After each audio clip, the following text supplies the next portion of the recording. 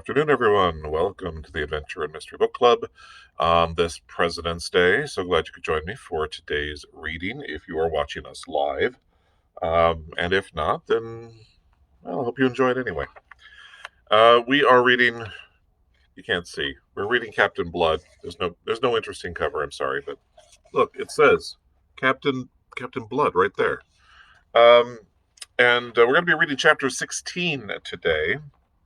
So just to catch you up on what's been going on up to this point, Captain Blood and his men have entered into an agreement with a French pirate by the name of Levasseur, and he has he suggested that they get together because they can do much more together than they ever could as individual ships and men, and so if they join forces, then they would be able to pull off bigger jobs, basically. And Peter Blood has doubts about this whole situation, and so he is, but he agrees with the logic of it, in that it does seem like it's a good idea. It's just he's not sure it's a good idea with this person. Now, Levasseur has fallen in love with the governor of Tortuga's daughter, and she is in love with him, and they have been secretly meeting, and then the governor finds out, and then he puts a stop to it. And then Levasseur's intentions are so pronounced. He's doing it. He so wants to be with this woman that that the governor finally decides to put her on a ship and send her back to France. And so she writes a letter to Levasseur explaining that this is happening, and would he save her from this? And so Levasseur, who is smitten with this woman, sails his ship, which is, this part of it is technically against the rules, against the contract that was signed between Peter Blood and Levasseur and their men, their associated crew, and that they should go off and do something separately without informing the other is not a thing that they should be doing. So, but he does it anyway because he's so in love. So Levasseur, in the dead of night, they're sailing off in the day, and in the dead of night, Levasseur goes off in his own direction, following the ship, and it's a Dutch ship. And the reason this is important is because the Dutch are kind of a neutral party in all this.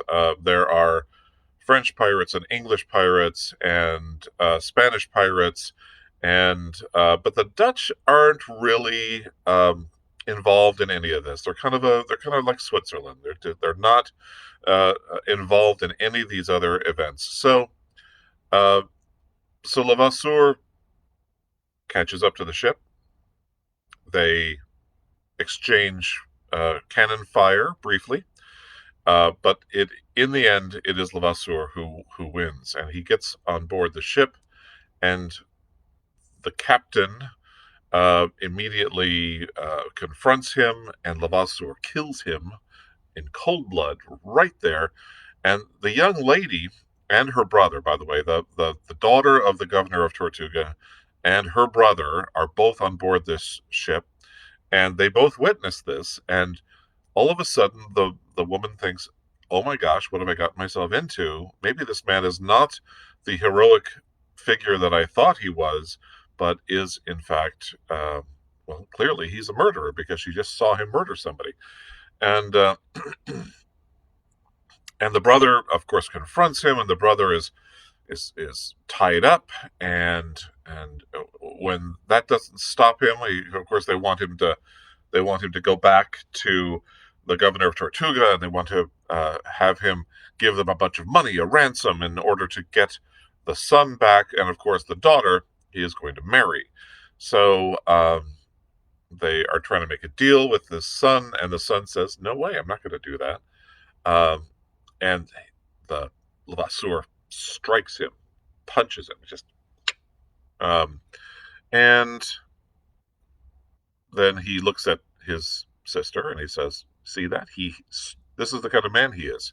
He strikes an unarmed and tied up prisoner." So um, meanwhile, while all this is going on, Peter Blood shows up, and at first, when he's talking about stuff, they have Peter Blood has captured a ship, and they are going to say, "Hey," and he says to Levasseur, "Look it up, look at me, I've captured the ship, and all the treasure that is part of it, all the stuff that they were carrying." And Levasseur says, "Yes, yes, I have captured a ship as well. I have captured this Dutch ship, and they have tobacco and they have furs, I think, is what was on it." And Peter Blood is not too happy with this whole thing because the amount of spoils, the treasure involved in this little ship, is very small in comparison to the amount of treasure that he captured with his own ship. And again, it's against the Dutch, and no one really is no one is against the Dutch. So why would he do this? But at the time, um, he does not fight this. Instead, he goes back to. They agree that he's going to go back to Tortuga, while Levasseur finishes up what he's doing there. And then a hurricane hits, and as Levasseur is getting ready to make some sort of agreement with the governor's son, he explains the situation, says what's going on, and immediately from behind a dune, who should appear but Peter Blood? And Peter Blood says, "I have heard enough. I have heard everything that you have said. I can't believe that we had already signed this agreement, and you have already gone against it almost immediately afterwards. And because you should have given us a share of this ransom money that you are going to get from the governor." And there's a couple of things going on at this stage. He's talking about money, which is what the pirates are all interested in. But really, he's talking about the freedom that the young lady and the governor's son should get. And so what happens is Peter Blood, out of his own pocket, pays the ransom for the son and the daughter of the governor. And once that is done, he says, "And now you and I will have words, just the two of us, because according to our contract, whoever tries to cheat the other out of their the money that they are deserving should be hung from the yardarm. And since we don't have a yardarm, they duel. And so they both pull out swords, and in a somewhat anticlimactic scene, Peter Blood, kills Levasseur. The daughter. Well, the pirates are okay with this, actually. Levasseur's men are okay with this because they didn't like this whole thing in the first place. They thought this was all a rum deal. And they didn't like the fact that the only reason he was going after this ship was not for the money, as they had expected, but for love. And so Levasseur's second in command is made captain. The ransom money is then, according to the articles, divided up between all the men. They all get a share, and the agreement is now null and void now that Levasseur is dead. However, the new captain, the second in command, Cahusac, says, "Wait a minute, we still think this is a great idea. We like what you've done. We think you're a great pirate, and we still want to be involved with you. So let's get back together and make this a joint venture anyway." And they agree to do that. So Peter Blood, through his honor, has won over the crew, formerly of Levasseur, and then gets the thanks and the goodwill from the son and daughter of the governor of Tortuga, because they are going to be immediately returned to their home. So there we go. That's where our story is at the moment. And as we begin chapter 16, it is entitled The Trap. That affair of Mademoiselle de Ogeron bore as its natural fruit an improvement in the already cordial relations between Captain Blood and the governor of Tortuga. At the fine stone house with its green jalousied windows, which Monsieur de Ogeron had built himself in a spacious and luxurious garden to the east of Cayona, the captain became a very welcome guest. Monsieur de Ogeron was in the captain's debt for more than 20,000 pieces of eight, which he had provided for Mademoiselle's ransom, and shrewd, hard bargain driver though he might be, the Frenchman could be generous and understood the sentiment of gratitude. This he now proved in every possible way. And under his powerful protection, the credit of Captain Blood among the buccaneers very rapidly reached its zenith. So when it came to fitting out his fleet for that enterprise against Maracaibo, which had originally been Levasseur's project, he did not want for either ships or men to follow him. He recruited 500 adventurers in all, and he might have had as many as thousands if he had offered them accommodation. Similarly, without difficulty, he might have increased his fleet to twice its strength of ships, but that he preferred to keep it what it was. The three vessels to which he confined it were the Arabella, the La Foudre, which Cahusac now commanded, with a contingent of some 60 Frenchmen, and the Santiago, which had been refitted and rechristened the Elizabeth, after that Queen of England whose seamen had humbled Spain as Captain Blood now hoped to humble it again. Hagthorpe, in virtue of his service in the navy, was appointed by Blood to command her, and the appointment was confirmed by the men. It was some months after the rescue of Mademoiselle de Ogeron, in August of that year, 1687, that this little fleet, after some minor adventures which I pass over in silence, sailed into the great lake of Maracaibo and effected its raid upon that opulent city of the main. The affair did not proceed exactly as was hoped, and Blood's force came to find itself in a precarious position. This is best explained in the words employed by Cahusac, which Pitt has carefully recorded.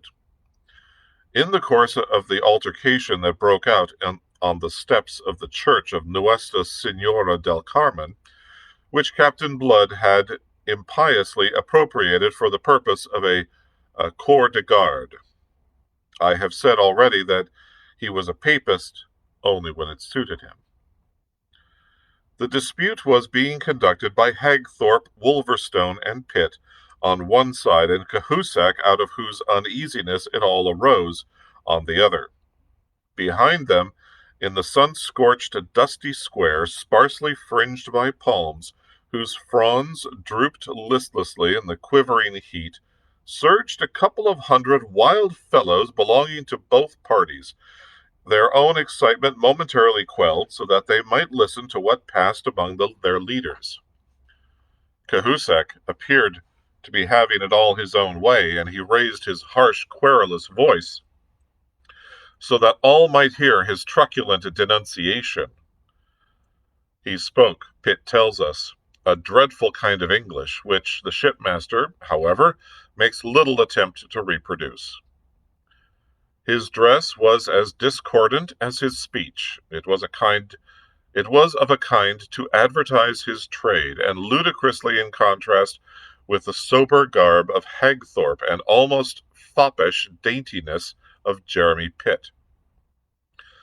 His soiled, blood-stained shirt of blue cotton was open at the front to cool his hairy chest, and the girdle about the waist of his leather breeches carried an arsenal of pistols and a knife, whilst cutlass hung from the leather baldric loosely slung about his body. Above his countenance, broad and flat as a Mongolian's, a red scarf was swathed turban-wise around his head. "Is it that I have not warned you from the beginning that all was too easy?" he demanded, between plaintiveness and fury. "I am no fool, my friends. I have eyes, me, and I see. I see an abandoned fort at the entrance of a lake, and nobody there to fire a gun at us when we came in. Then I suspect the trap. Who could not that had eyes and brain? Bah, we come on. What do we find? A city, abandoned like the fort, a city out of which the people have taken all things of value.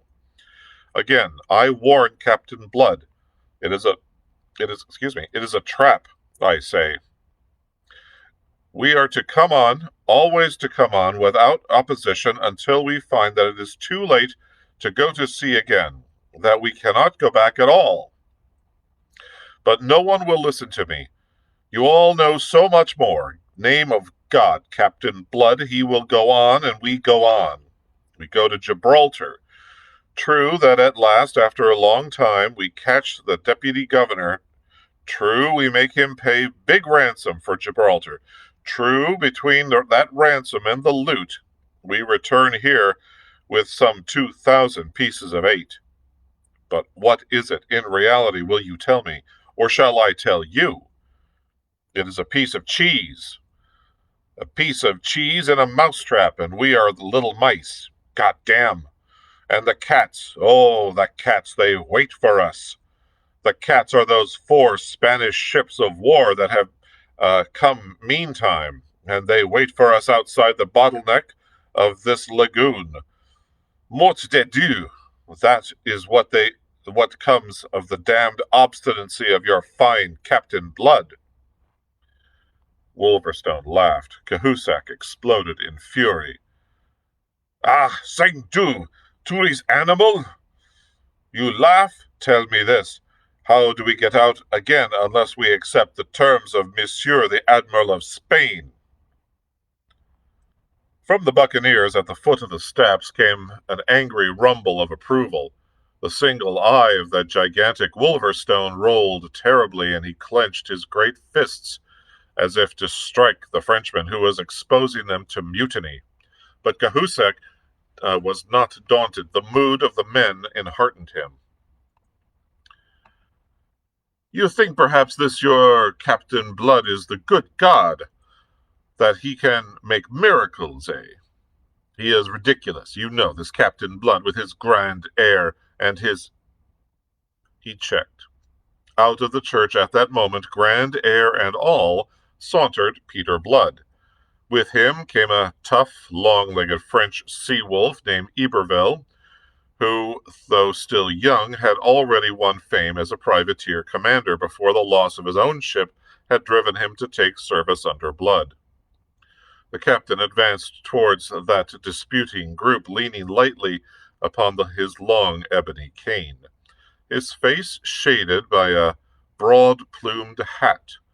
There was in his appearance nothing of the buccaneer. He had much more the air of a lounger in the Mall, or the Almeida, the latter rather, since his elegant suit of violet taffetas with gold-embroidered buttonholes was in the Spanish fashion. But the long, stout, serviceable rapier thrust up behind by the left hand, resting lightly on the pommel, corrected the impression. That and those steely eyes of his announced the adventurer. You find me ridiculous, eh, Cahusac?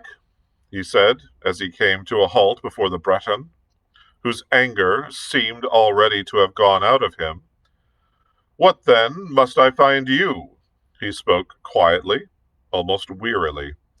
You'll be telling them that we have delayed, that it is the delay that has brought about our danger. But whose is the fault of that delay? We have been a month in doing what we should have been done, and what, but for your blundering, would have been done inside of a week. Ah, Nam Diabdu.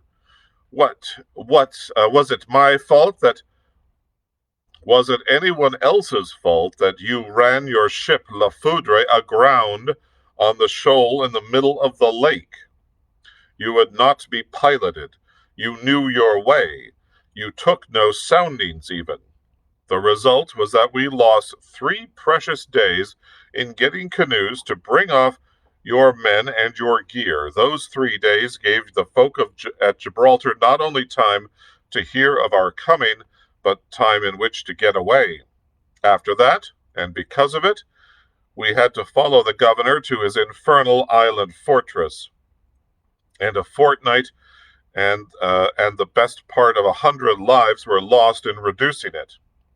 That's how we come to have delayed until the Spanish fleet is fetched round from La Guaria. Horrible pronunciation, and I apologize. By a guardacosta. And if ye hadn't lost La Foudre, and so reduced our fleet from 3 ships to 2, we should even now be able to fight our way through with a reasonable hope of succeeding.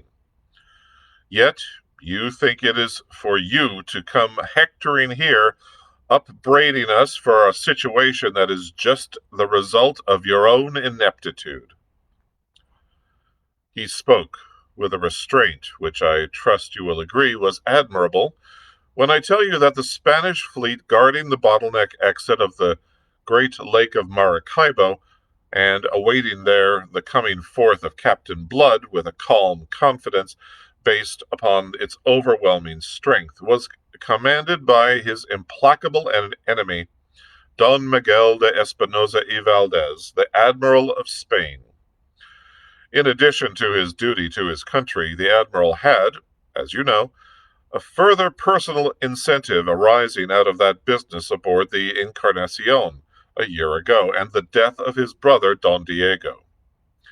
And with him sailed his nephew Esteban, whose vindictive zeal exceeded the Admiral's own.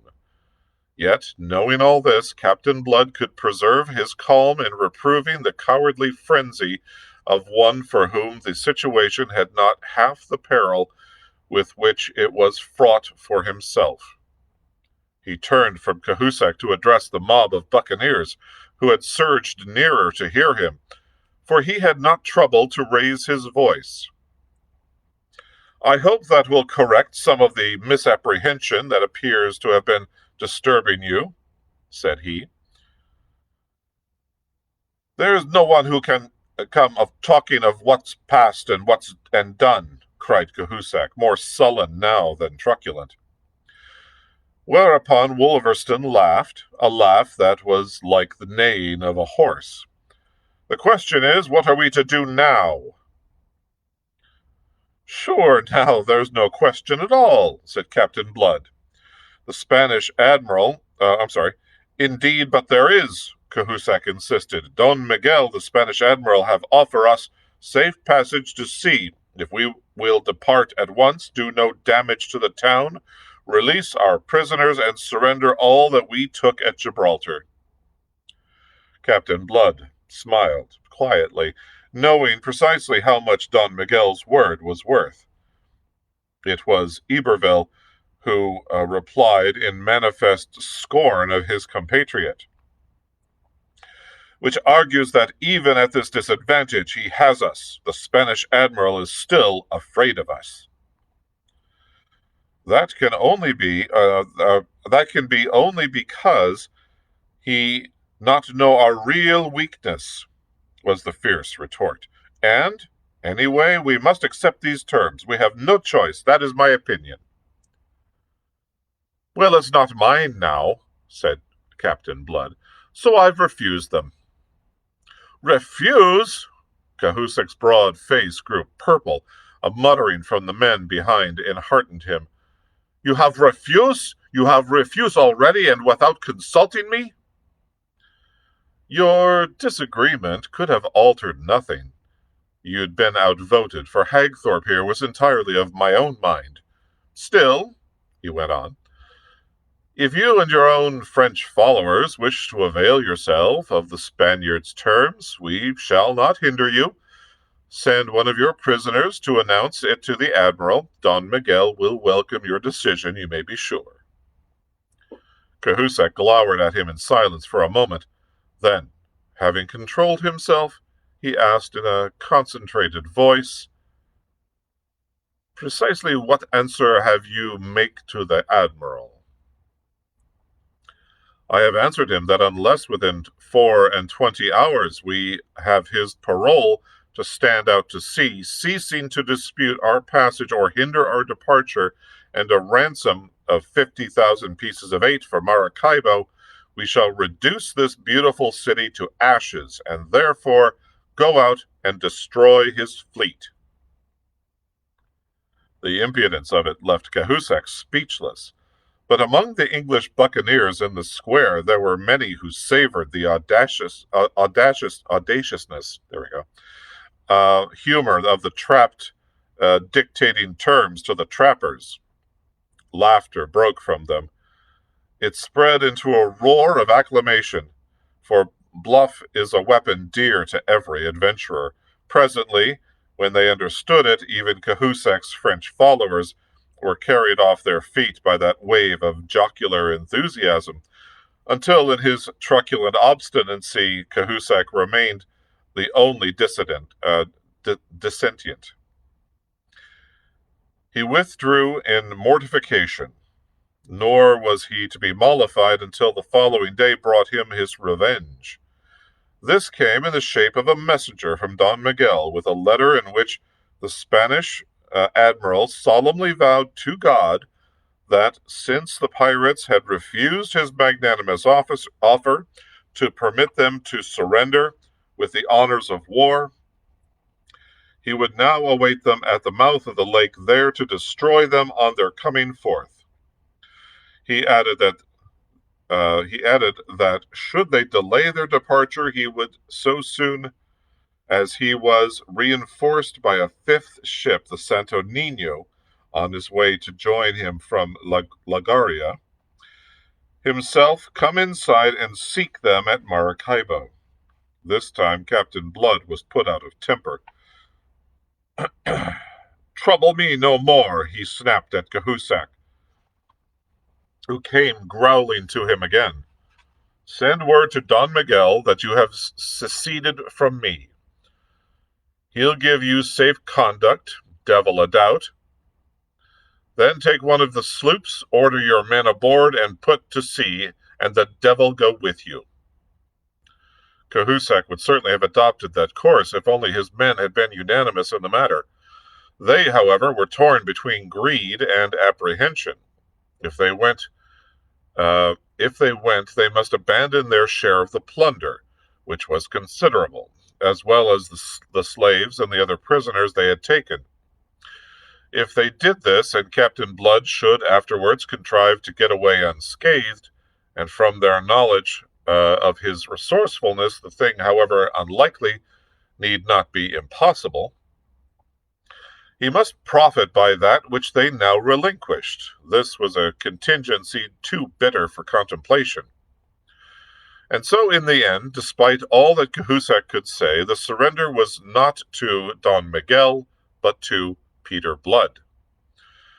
They had come into the venture with him, they asserted, and they would go out of it with him or not at all. That was the message he received from them that same evening by the sullen mouth of Cahusac himself. He welcomed it, and invited the Breton to sit down and join the council, which was even then deliberating upon the means to be employed. This council occupied the spacious patio of the governor's house, which Captain Blood had appropriated to his own uses. A cloistered stone quadrangle in the middle of which a fountain played coolly under a trellis of vine. Orange trees grew on two sides of it, and the still evening air was heavy with the scent of them. It was one of those pleasant exterior interiors which Moorish architects had introduced to Spain, and the Spaniards had carried with them to the New World. Here that council of war, composed of 6 men in all, deliberated until late that night upon the plan of action which Captain Blood put forward. The great freshwater lake of Maracaibo, nourished by a score of rivers from the snow-capped ranges that surrounded it on 2 sides, is some 120 miles in length and almost the same distance across at its widest. It is, as has been indicated, in the shape of a great bottle, having its neck towards the sea at Maracaibo. Beyond this neck it widens again, and then the 2 long, narrow strips of land, known as the islands of Vigilias and Palomas, block the channel, standing lengthwise across it. The only passage out to sea for vessels in any draught lies in the narrow strait between these islands. Palomas, which is some 10 miles in length, is unapproachable for half a mile on either side, and by any but the shallowest craft, save at its eastern end, where, completely commanding the narrow passage out to sea, stands the massive fort, which the buccaneers had found deserted upon their coming. In the broader water between the passage and the bar, the 4 Spanish ships were anchored in mid-channel. The Admiral's Encarnacion, which we already know, was a mighty galleon of 48 great guns and 8 small. Next in importance was the Salvador, with 36 guns. The other 2, the Infanta and the San Felipe, those smaller vessels, were still formidable enough, with their 20 guns and 150 men apiece. Such was the fleet of which the gauntlet was to be run by Captain Blood, with his own Arabella of 40 guns, the Elizabeth of 26, and 2 sloops captured at Gibraltar, which they had indifferently armed with 4 culverins each. In men, they had a bare 400 survivors of the 500 odd that left Tortuga, to oppose to fully 1,000 Spaniards manning the galleons. The plan of action submitted by Captain Blood to that council was a desperate one, as Cahusac uncompromisingly pronounced it. "Why, so it is," said the captain, "but I've done things more desperate." Complacently he pulled at a pipe that was loaded with the fragrant sacerdotes tobacco for which Gibraltar was famous, and of which they had brought away some hogsheads. "And what is more, they've succeeded. Audaces fortuna juvat. Bedad, they knew their world, the old Romans." He breathed into his companions, and even into Cahusac, some of his own spirit of confidence, and in confidence all went busily to work. For 3 days, from sunrise to sunset, the buccaneers labored and sweated to complete the preparations for the action that was to procure them their deliverance. Time pressed. They must strike before Don Miguel de Espinosa received the reinforcement of that 5th galleon, the Santo Nino, which was coming to join them from La Guaria. Their principal operations were on the larger of the 2 sloops captured at Gibraltar, to which a vessel was assigned the leading part in Captain Blood's scheme. They began by tearing down all bulkheads until they had reduced her to the merest shell, and in her sides they broke open so many ports that her gunwale was converted into a semblance of a grating. Next they increased by 6 the scuttles in her deck, whilst into her hull they packed all the tar and pitch and brimstone that they could find in the town, to which they added 6 barrels of gunpowder, placed on end like guns at the open ports of her larboard side. On the evening of the fourth day, everything being now in readiness, all were got aboard, and the empty, pleasant city of Maracaibo was at last abandoned. But they did not weigh anchor until some 2 hours after midnight. Then, at last, on the first of the ebb, they drifted silently down towards the bar, with all canvas furled save only their sprit sails, which, so as to give then steering way, were spread to the faint breeze that stirred through the purple darkness of the tropical night. The order of their going was as follows. Ahead went the improvised fire ship in charge of Wolverstone, and with a crew of 6 volunteers, each of whom was to have 100 pieces of 8 over and above his share of plunder as a special reward. Next came the Arabella. She was followed at a distance by the Elizabeth, commanded by Hagthorpe, with whom he was now and with whom was the now shipless Cahusac and the bulk of his French followers. The rear was brought up by the second sloop and some 8 canoes, aboard of which had been shipped the prisoners, the slaves, and most of the captured merchandise. The prisoners were all pinioned and guarded by 4 buccaneers with musketoons, who manned these boats, in addition to the 2 fellows who were to sail them. Their place was to be in the rear, and they were to take no part whatever in the coming fight.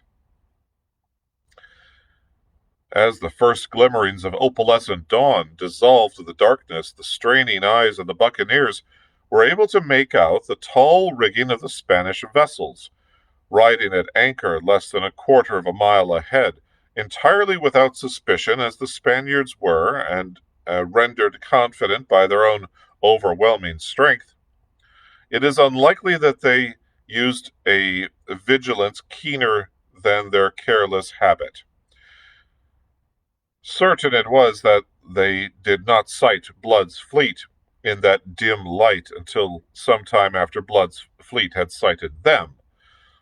By the time that they actively roused themselves, Wolverstone's sloop was almost upon them, speeding under canvas, which had been crowded to her yards the moment the galleons had loomed into view.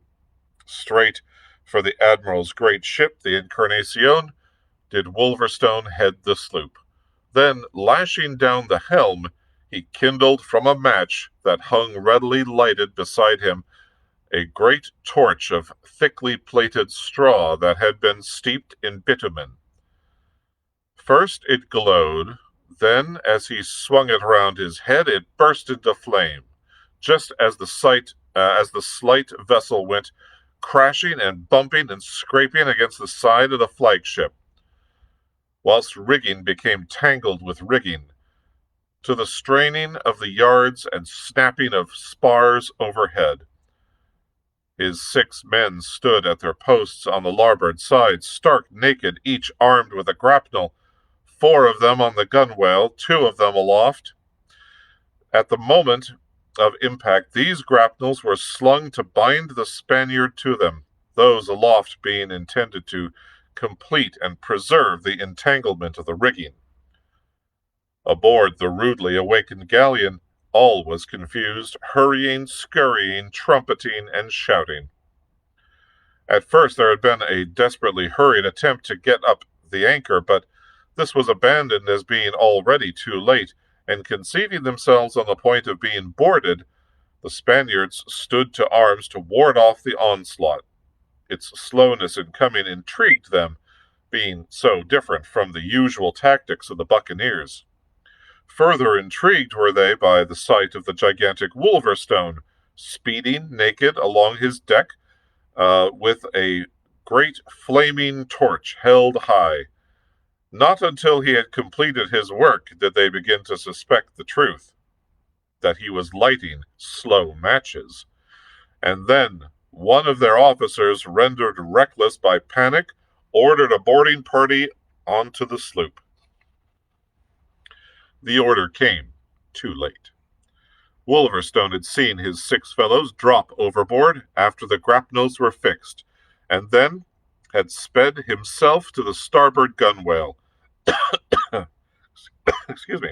Thence into the hold, and thereupon dived overboard in his turn, to be picked up presently by the longboat from the Arabella. But before that happened, the sloop was a thing of fire, from which explosions were hurling blazing combustibles aboard the Encarnacion, and long tongues of flame were licking out to consume the galleon, beating back those daring Spaniards who, too late, strove desperately to cut her adrift. And whilst the most formidable vessel of the Spanish fleet was thus being put out of action, at the outset Blood had sailed in to open fire upon the Salvador. First, athwart her hawse, he had loosed a broadside that had swept her decks with terrific effect. Then, going on and about, he had put a second broadside into her hull at short range, leaving her thus half crippled, temporarily at least, and keeping to his course. He had bewildered the crew of the Infanta by a couple of shots from the chasers on the beakhead, and then crashed alongside to grapple and board her, whilst Hagthorpe was doing the like with the San Felipe. And in all this time not a single shot had the Spaniards contrived to fire, so completely had they been taken by surprise, and so swift and paralyzing had been Blood's stroke. Boarded now and faced by the cold steel of the buccaneers, neither the San Felipe nor the Infanta offered much resistance. The sight of their admiral in flames, and the Salvador drifting crippled from the action, had so utterly disheartened them that they accounted themselves vanquished, and laid down their arms. If by a resolute stand the Salvador had encouraged the other 2 undamaged vessels to resistance, the Spaniards might well have retrieved the fortunes of the day. But it happened that the Salvador was handicapped in true Spanish fashion by being the treasure ship of the fleet, with plate on board to the value of some 50,000 pieces. Intent above all upon saving this from falling into the hands of the pirates, Don Miguel, who, with a remnant of his crew, had meanwhile transferred himself aboard her, headed her down towards Palomas and the fort that guarded the passage. This fort, the admiral, in those days of waiting, had taken the precaution secretly to garrison and rearm. For the purpose he had stripped the fort of Cogero, farther out of the Gulf, of its entire armament, which included some cannon royal of more than ordinary range and power. With no suspicion of this, Captain Blood gave chase, accompanied by the Infanta, which was manned now by a prize crew under the command of Iberville. The stern chasers of Salvador desultorily returned the punishing fire of the pursuers, but such was the damage she herself sustained that presently, coming under the guns of the fort, she began to sink, and finally settled down in the shallows with part of her hull above water.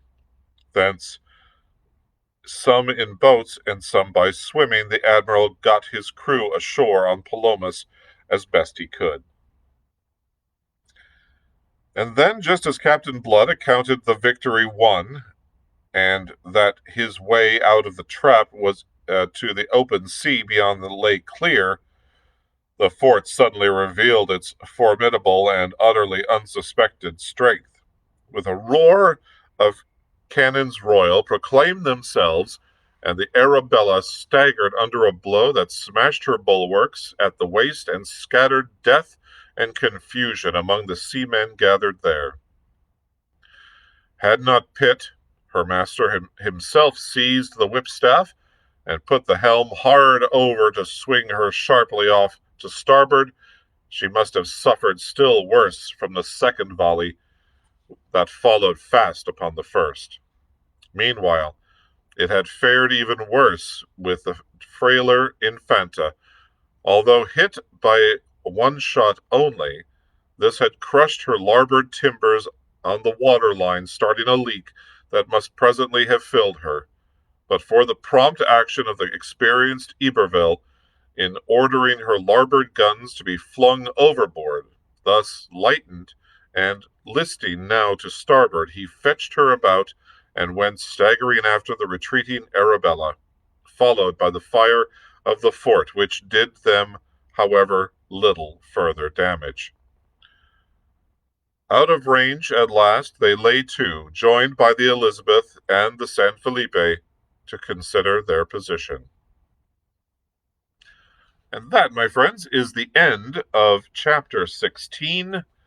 They were able to escape, although they took a lot of damage, only barely able to escape, and lost one of their intended captured ships. But they got one, and they were able to get away from the fort and the Admiral of Spain. What will happen next? Let's find out on Wednesday at 4 p.m., and we'll read Chapter 17 of Captain Blood by Rafeal Sabatini.